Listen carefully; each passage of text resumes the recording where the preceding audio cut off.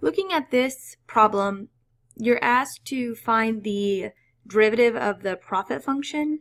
So the profit function is going to be the revenue function minus the cost function. So what we're going to end up doing here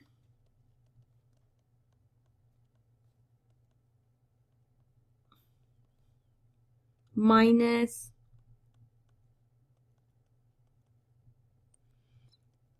we would have to be pretty comfortable because the negative should be distributed, but it turns out the derivative of 900 is 0, so it doesn't really affect it on this problem. But you would want to be really careful if this was a function of x. You would be very careful to distribute that negative. So the derivative is just technically it's the product rule, but this function's a constant, so you can apply it as the constant rule too. So we'd have hold the constant, right? So then we'd have 1/2 times the inside quantity to the minus 1/2 times the derivative of the inside. Oops, the derivative of the inside would be 2x minus 0.2. Right? So just a note here, another thing, if I have a function, the square root of a function, I can write that as the function to the 1/2 power. Then I use the power rule, the derivative of the outside evaluated at the inside times the derivative of the inside.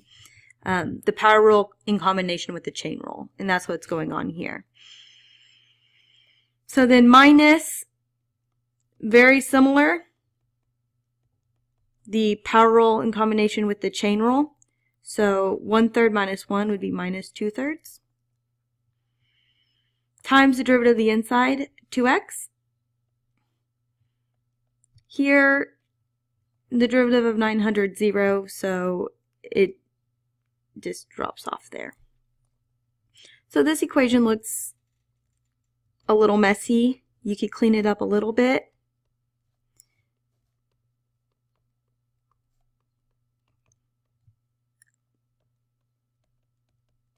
However, my math lab should accept it in this form as long as if you're careful with your parentheses. You don't actually need this bracket here because there's only one term, so you don't really need the bracket. You should be able to put in power negative exponents, no problem. If you wanted to write it out a little nicer,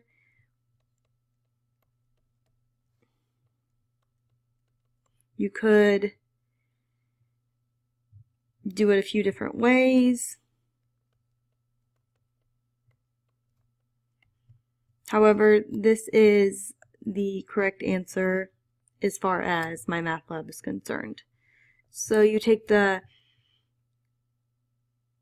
revenue function minus the cost function and differentiating that, you have a product rule here, or you can think of it the constant rule. So then you have a chain rule, the derivative of the outside evaluated the inside times the derivative of the inside. And the same thing on the second term. So if you have any more questions, keep me posted.